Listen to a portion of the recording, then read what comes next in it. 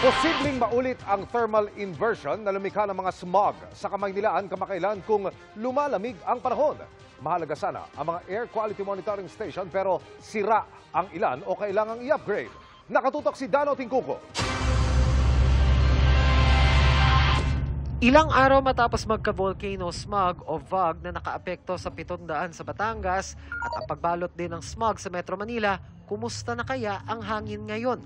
Good air quality na raw ang na-monitor sa Batangas ayon sa Department of Health, habang fair o sakto lang ang air quality sa Metro Manila. Tila ang inang kalikasan ang gumawa ng paraan dahil nakatulong daw ang ulan nitong mga nakaraang araw para makontrol ang smog o haze lalo sa Metro Manila. Sa haze dito sa Metro Manila, so far, paglabas mo kanina, mukhang wala na eh. Malaking tulong yung pakulan lately. And ngayon, yung VOG naman sa Taal Volcano until when?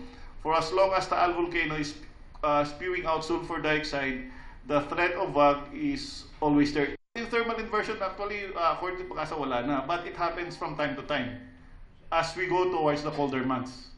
Ayon sa PHIVOLCS, mahirap tansyahin kung kailan eksaktong tatama ang VOG lalo't maraming kailangan isaalang-alang tulad ng binubugang sulfur dioxide ng bulkan at direksyon ng hangin. Mahalaga sana mga 137 air quality monitoring stations sa buong bansa. 34 dyan ay nasa Metro Manila pero karamihan ay offline.